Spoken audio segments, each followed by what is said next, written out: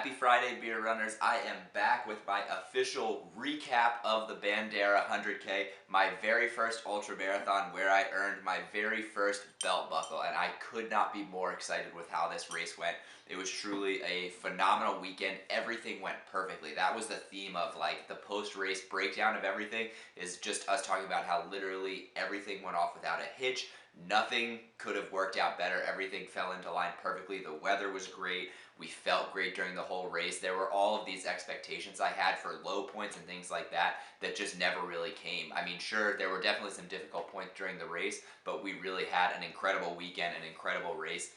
It could not have gone better. I'm still riding the high from that, working on going through the footage to put together the full race video documenting the actual experience. You may have seen the trailer I posted the other day. If not, you can find a link for that down below. But while I continue to edit all of that footage together, I did want to come back and just do a quick recap of the race to let you know how it went. I know a lot of people were following me along on this journey, and that was one of the coolest experiences about this, was how invested everyone was in this race. And so I just wanted to share with how my first ultra marathon went, how I already mentioned how I didn't have to worry about a lot of the fears that I had and how well everything went, but just wanted to go through kind of from start to finish how this actual race unfolded, how the weekend went, and a little bit of the details therein. So get excited for it. I hope you're excited for the recap. Another big shout out to also the Tennessee Titans for bringing home a victory while I was out on the Bandera course. Looking forward to them maybe beating the Chiefs tomorrow, but had a phenomenal weekend. Oh, a lot of thanks to my crew who came out to support me. Special shout out obviously to my mom, who's the reason that I got into running in the first place. It's always great to have her along for a race. My wife, who's been by my side for this entire grueling process, at home when I'm out doing my 3-hour morning run, 4-hour evening run. So she had to put up with a lot of absence, but then also put up with a lot of me groaning, complaining about aches and pains, and just helping to support me not only along the way through this journey, but also during the race itself. Another shout out to my friend Todd. He's one of my best friends from high school. Awesome to have him running the race with me. There is no way I could have completed this course without him by my side.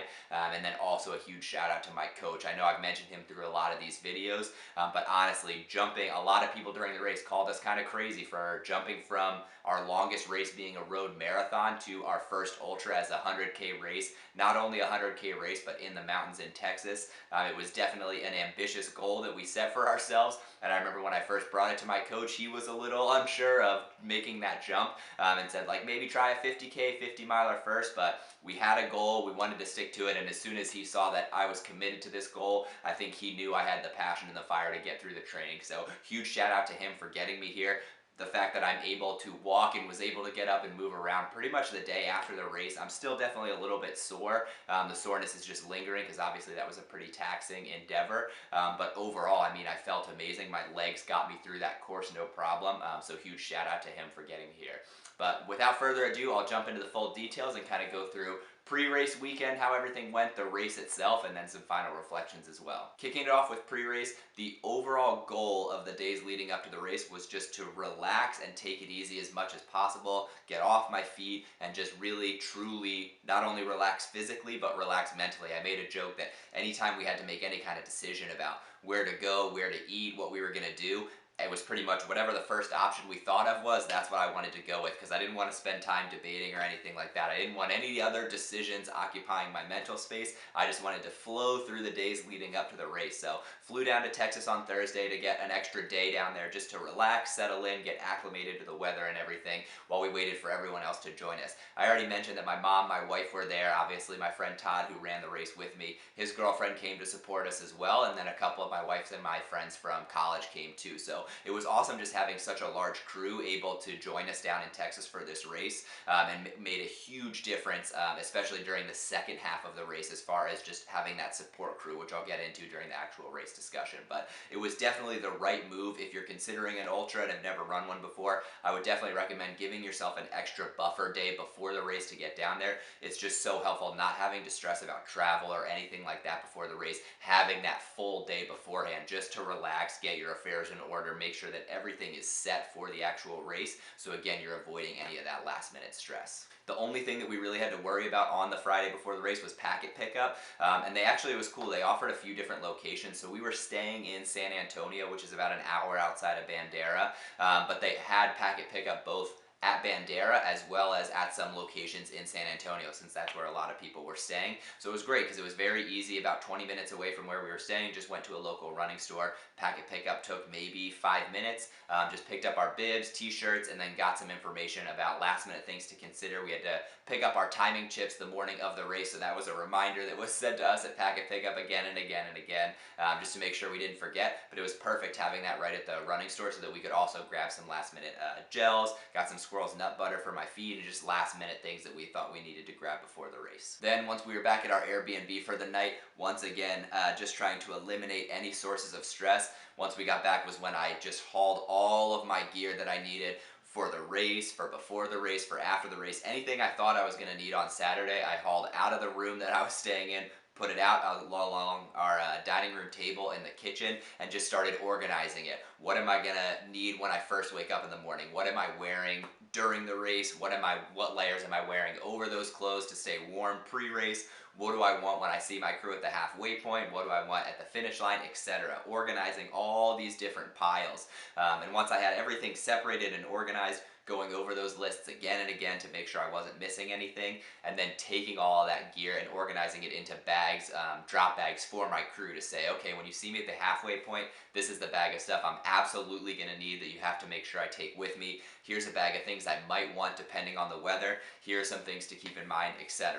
And so organizing that way, set my mind at ease, but I think also made it a lot easier for my crew to make sure they were on top of the things that I might be needing along the course, and gave them some guidelines as well, as if there's rain, I'm definitely going to want this, so make sure I have this. If it looks like it's going to rain at the halfway point, make sure you know what the weather's going to look like for the next several hours in case I don't see you, so we can put some of this stuff in my pack so I have it along the course. Like I said before, luckily the weather worked out pretty much perfectly, so I didn't need a lot of that cold weather gear, but it was nice, like I said, just having all that stuff organized, ready to go the night before the race. So again, morning of, didn't have to worry about anything, made it a lot easier getting to sleep that night knowing I didn't have any of that last minute stuff to stress about. Then we moved into the morning of the race. So after we spoke to the crew at the packet pickup, they mentioned getting to the course, getting to the starting line, planning to be there at least an hour early. And the main reason for that, obviously that's a lot earlier than most races I plan on getting to, but the reason for that was just because this was way back in a state park. It's dirt roads to get there, single lane dirt roads, and so if you have a lot of people coming for a race at one time, there's a fear of traffic getting backed up. And so getting there earlier, just making sure that you have plenty of time to get yourself settled. Again, avoid that last minute stress. Have plenty of time to get ready, go over last minute gear checks that you might need. Head to the porta potties was definitely a necessity as well. And so we were aiming, start time was at 7:30, timed out with sunrise. We wanted to get there around 6:30, and we were about an hour from Bandera at our Airbnb. So we left our Airbnb around 5:30, which meant a 4:30 alarm clock going off in the morning to make sure I had the hour ahead of time to get myself ready. Again, not rushed, staying relaxed. So early bedtime the night before, up at 4:30. Tried to get in as many calories as I could in the morning without overfilling myself. I decided to go with English muffins and peanut butter. In hindsight, I wish I had gone with something that just would have gone down a little bit easier. After one or two of the halves of an English muffin, I was just having a real hard time just getting down any more solid food. I think part of it was just nerves. This is one of the first times I had a little bit of the shakes getting ready in the morning. I was definitely nervous for what was to come, and so had trouble getting in some of those solid calories. I wish I had actually had a protein shake. I forgot to take that in the morning. So just little things that I forgot. It ended up working out okay, but definitely had trouble with some of those standard breakfast items I thought might be okay. But got on the road, headed to Texas. Luckily, traffic wasn't that bad. And so I think we were probably in our parking spot by like 6:45, 6:50. So not bad at all, plenty of time to get ourselves settled. Like I said, hit the porta potty, and it was actually cool. Right after we got there, the person who parked almost directly next to us, it was a big Sprinter van, and it must have been one of the elite athletes. I'm still not sure who it was, wasn't able to get a look at them, but he got out and started running, and behind him were about a half dozen film crew, audio people running along behind him with cameras, boom mics, all that jazz. So looking forward to hopefully seeing whoever that was, seeing their footage pop up on YouTube sometime in the weeks to come. But definitely cool knowing again that this is a qualifying race for the Western States 100. So I knew there were going to be a handful of people who were here on a mission, and so was really interested to see what that was going to look like. So before I jump into the specific breakdown of the race itself, I just wanted to give out a layout of the course just so that as I'm describing it, you kind of have an idea of the terrain that we were running on at each point. So basically it was a 100-kilometer course broken up into 2 loops, so 2 identical 50-kilometer loops, 31 miles. And the way it was kind of organized was the terrain was organized as the first 20 miles you're hitting most of the peaks. I think it was 5 or 6 peaks that you're going over. So a lot of climbs, a lot of descents, very little flat runnable territory, but definitely some. Once you hit that 20-mile mark, that's when you sort of hit the flat ground. And this was a little bit challenging just because it seemed flat compared to the mountains that we had been running, but there was a lot of slight inclines, slight descents, so you were kind of uneasy, not sure exactly what pace to maintain, which I'll get into some of our struggles there later. But the last 20 mile, or after the 20 miles, from 20 to about 26, 28 is that typical flat ground, and then we had one last significant peak before the finish line. So those last few miles, the last leg of the loop, is where you hit one last mountain climb, one last steep descent back to the halfway point or finish line, depending what lap you're on. But that's, like I said, just to give you an idea of the overall terrain. In the first 20 miles of the loop, really in the hill country area, 20 to 26, 28 is more of a flat ground, and then those last 5, 6 miles is when you hit one last peak before rounding around to the halfway point finish line. So we're at the starting line, ready to go. Gun goes off. We actually weren't super prepared for the gun to go off. We were kind of just talking with our family, hadn't realized that the countdown had begun, and we hear the, "All right, runners, you're off." And we turned, said our goodbyes, and we're on our way. We actually had a very funny moment with a guy next to us. We crossed the starting line, and he just turns to his crew and says, "All right, I'll see you tomorrow." And me and my friend kind of looked at each other, realizing the weight of that statement. Oh my God, this has begun. We are going to be running until late tonight. But we knew that we had prepared for this. We were ready for the race. It was just kind of a sobering moment right at the starting line to kind of truly absorb the commitment that we had just made by crossing that starting line. But we were in a pretty large pack. Hard to start running because we were towards the back of the pack in the starting line. We're on single track trails, so not a lot of room to pass. So we're just kind of doing that starting line jog in place, moving along slowly as everyone kind of found their footing along the way. A little bit of a bottleneck right at the start, obviously, because you're going from that massive crowd to that single track trail. But we just took our time. Again, this wasn't a race where we were trying to force our way to the front. We weren't trying to really pass people at the time. We were just taking it easy, seeing how the race was going to start and getting a feel for everyone's pace, because again, this was totally new to us. But it was actually a lot of fun in the beginning because of how many people were around. Had some great conversations with other runners. It was nice overhearing other people joking about how crazy of an endeavor this was, or whether or not they had ever run an ultra marathon or 100K, if this was their first time here. There were a lot of people, so a lot of things to distract you.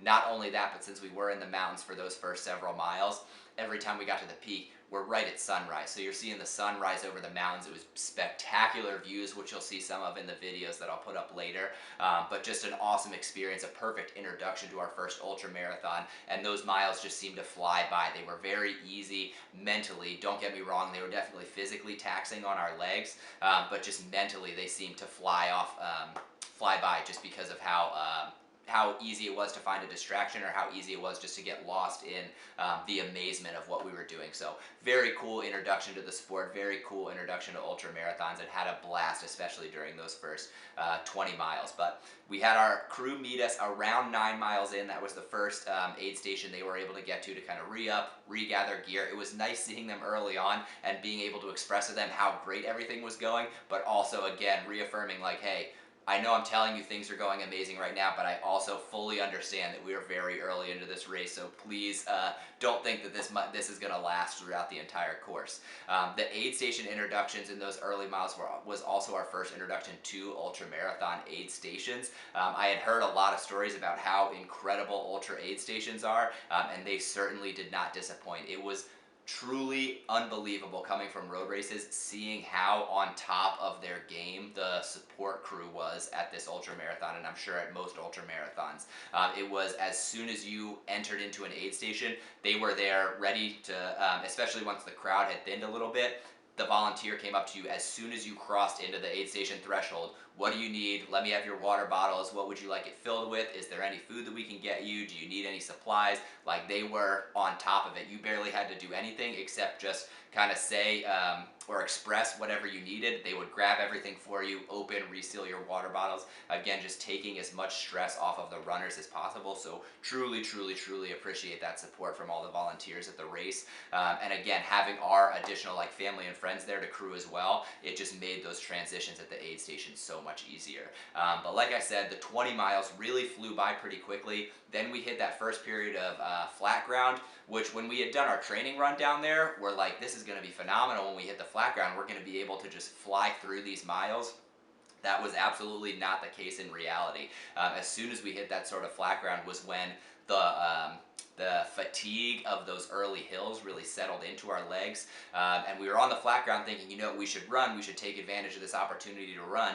But as soon as we'd be running for any duration of time, we would just feel that soreness, that stiffness, especially in my hamstrings was where I was feeling it, and would have to slow down. So we finally settled into a pretty comfortable kind of run-walk routine to get through it. But that was really our first low point mentally of the race, just because we were very early. We were only 20 miles into the race, only a third of the way through. We were already having difficulty, and so mentally that was just a really tough spot for us. But luckily, once we got through that, it was about 6 miles of that challenge. And once we got through that, we were at the next aid station 26 miles in, where we were also seeing our family and support crew again. So we're totally open with them about that low point that we had just hit. They helped kind of bring our mood back up and reminded us, hey, you've only got one leg left until the halfway point. So got through that aid station quick, got into that last leg. That's where you hit that final peak, which was brutal. Again, I remembered this hill as a lot easier from our past trial down in Bandera, but when we went down for a test run, that was also the first peak of the day that we hit, so it went by a lot easier than it did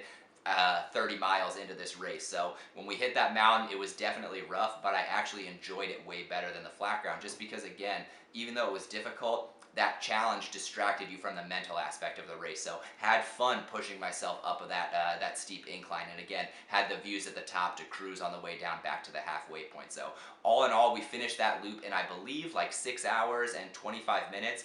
Around 11 to a 12.5 minute pace average for the whole loop, which was phenomenal because that pace also includes all of our stops at the aid station. So we were thrilled when we got to the halfway point just with how our progress had been going. Then the halfway point was really our main opportunity to regroup, change, resupply, and just kind of refresh before going out on that second loop. So we did take a lot longer at the halfway point than at the other aid stations. I think we ended up taking about 25 minutes there. We finished, grabbed whatever food we could. I actually only ended up changing my socks. I was pretty comfortable in all the clothes that I had brought with me. I had brought some extra clothes to change into just in case like I had sweat through anything or anything wasn't working, but was comfortable with the gear that I had chosen, so I just switched out my socks, wiped down my legs, feet with a baby wipe just to again refresh myself, feel a little bit cleaner, a little bit lighter heading into the second loop, and then focus the rest of the time just on reapplying Body Glide, putting on sunscreen, things like that, and then just getting in as many calories as I could while we were sitting down stable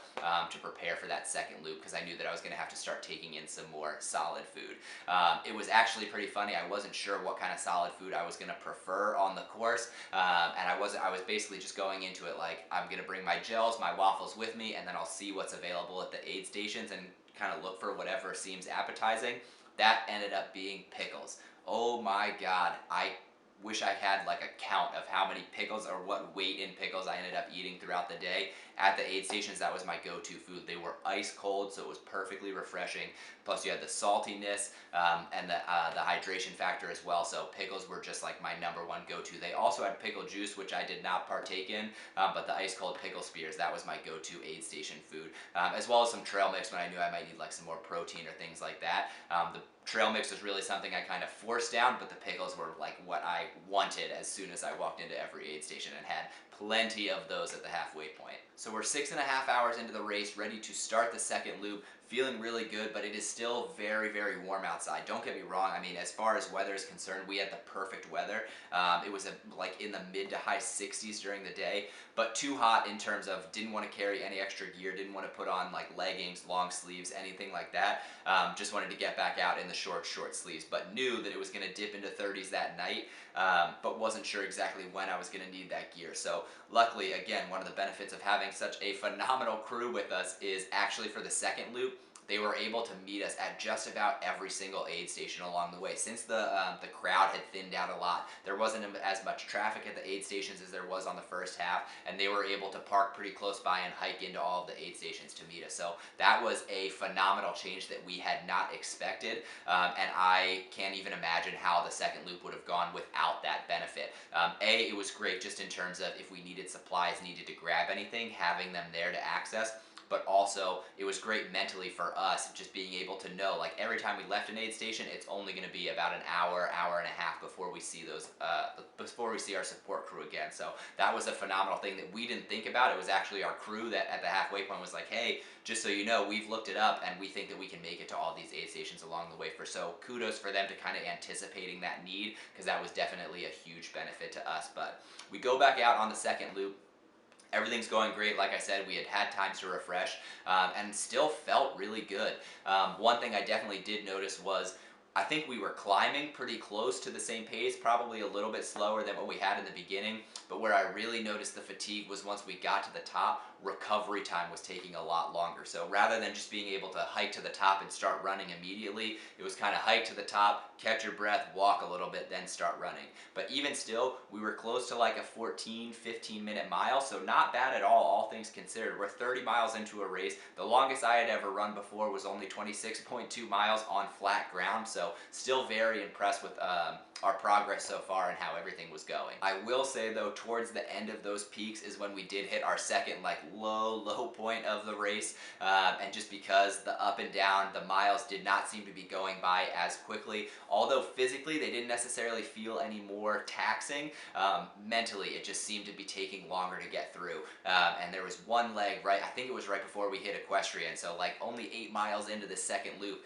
we get into that aid station and we were struggling again. It felt like it took forever to get there, and we're a little bit nervous about how the rest of the course was going to go. But again, we saw our crew, they told us we were doing great, they reminded us like just take it leg by leg, don't worry about the loop as a whole, we're going to see you in, I think that was the furthest one, it was 6.8 miles, so it's a long leg, but we're going to see you after that leg, see you after the next one, so just look at it as leg by leg, don't look at it as the race as a whole. So that again just helped us to regroup, refocus, and get back out on the course. What was great about that is on that last leg was when we hit sunset. And as soon as the sun started to go down, it started to cool off. That was when we found our second wind. It was like breathing fresh life into us, and I think the cold air definitely helped as well with the stiffness, soreness in the legs. But my phrase of the weekend just became cruising. We cruised through those last miles, especially once we hit the downhill. That 7-mile leg, there's a lot of up and down, but you have one kind of long, slow descent into the aid station, and we just flew through those miles. At least it felt like we were flying through those miles. Way easier on the leg. Our spirits were so much higher. We're laughing along the way, and we also didn't have our headlamps at this point, so that also kind of inspired us to run a little bit quicker, trying to get there before it was totally dark. But our crew saw us just come flying into the aid station. They were like, you guys came flying down that hill, and we said, again, cruised through those last miles, just had a phenomenal time. I think seeing sunset was part of that as well. Just knowing that we had been out there since sunrise, we had just seen the sunset, we were doing this, we were close enough now that the finish line was in sight, and that really like picked the mood back up before that last push we knew we were going to need. At that aid station, now that the sun had gone down, it had cooled off a lot, so that's where I just threw on a jacket and picked up gloves as well. Todd, who I was running with, picked up his tights, his jacket as well, and just started preparing for the colder weather runs. But then we wanted to just get through quick, because again, we had just found that second wind. We wanted to kind of get through the last miles while we had that energy. So we went back back out on the course, and that's sort of how the remainder of the race went. One thing that was crazy was that after that aid station, we knocked about a full minute off of our pace, which I think just shows how reinvigorated we were, how excited we were again, and we're just cruising through those last few legs of the race before crossing that finish line. So had a great time. The only last kind of hiccup that we had in terms of those last legs was we were definitely worried about the flat ground, but before we even got there, as soon as we left the aid station before we hit the flat portion, we were about 2 miles into a leg, and I got a massive nosebleed with no tissues, napkins, or anything like that. Tried to grab some other runners who were passing by, but they also had nothing to use to try to stop the nosebleed from happening, so unfortunately just had to use what I had available, grab my shirt, and stop for a while, just kind of holding my face. And so the fact that we were able to continue to shave time off of our pace while also needing to stop for a good like 5 or 6 minutes to stop this nosebleed without letting that kind of affect us mentally at all, it was actually more funny than anything else. It definitely sucked in the moment, but afterwards we were just laughing like, well, of course, like had to throw that at us. We've been having way too good of a day so far, so just needed one little snag to remind us that this is a pretty brutal endeavor that we've taken on. But we're able to get past that, get past the nosebleed, cruise into the final aid station, and the flat ground actually did not go nearly as bad as it had the first loop. We felt a lot better. It was definitely tough, don't get me wrong, but I think going into it, knowing what had happened in the first loop, we kind of set our expectations pretty low for that section, and we formulated a plan of like, run a minute, walk a minute, run a minute, walk a minute, or if we feel good, run 2 minutes, walk a minute, and just kind of go from there. So it helped break up the run.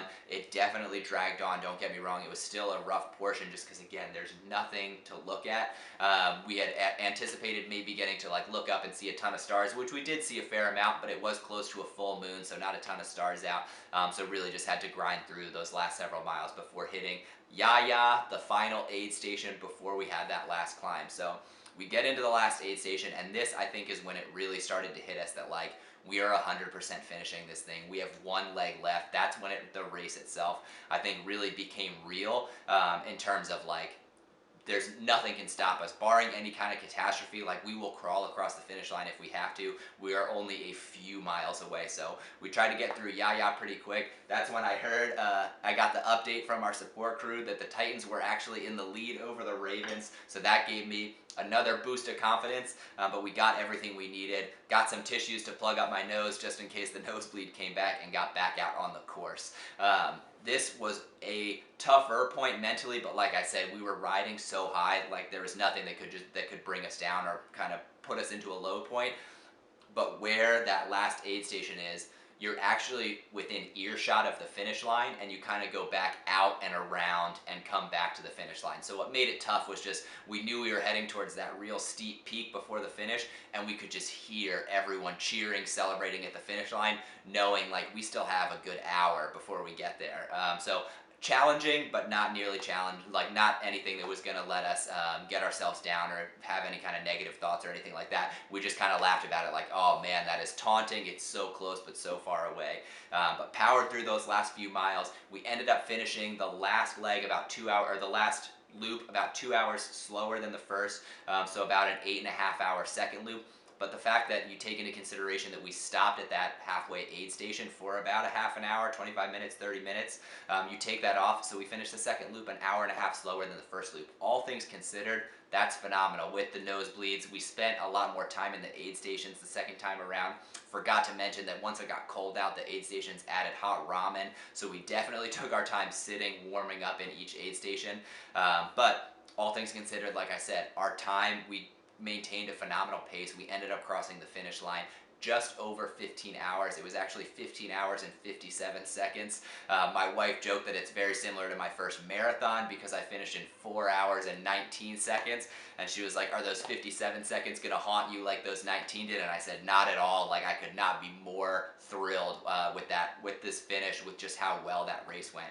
And of course, as soon as we crossed the finish line, turn to Todd and we just share one big bear hug. It was, I was actually surprised I didn't get emotional or anything like that just because of how overwhelming the experience was. But I think I was just filled with so much excitement and joy for having completed that race. And having our family right there, they handed us the belt buckle as soon as we crossed the finish line, and just sitting there basking in the knowledge that, like, of what we had just done, knowing that we had just completed that 15-hour, 62-mile race.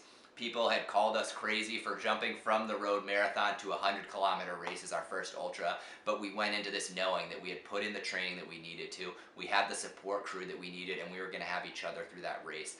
It was just a phenomenal, phenomenal, phenomenal experience. I truly don't think that it could have gone any better. Like I said, we had incredible weather. We had thunderstorms the night before with hail. We had rain the day after, so we just had that perfect day wedged in between where the skies were clear, the temperature stayed right in. I mean, during the day, like, perfectly runnable. Even once it cooled off at night, still comfortable to run in. And I mean, we didn't have anything really go wrong. We had a couple of those low points, some stiffness in the muscles. My buddy had some nutrition issues, nothing too crazy, just trying to find things that went down easily. But I mean, like, all things considered, as of things that could go wrong during an ultra, everything just went off without a hitch, and we finished right in the window where we wanted to. It was truly an incredible experience, and I was very humbled with just how many people helped us get there, but then afterwards as well, how many people celebrated that victory with us. It was so cool crossing the finish line, having our support crew right there. First thing we did obviously was crack a beer, cheers the experience, before pretty much immediately heading home to pass out. But then once we got back into cell phone range, just seeing all the messages pour in, text messages, social media messages, of people who had followed us along on this journey, congratulating us on the finish or asking how everything went.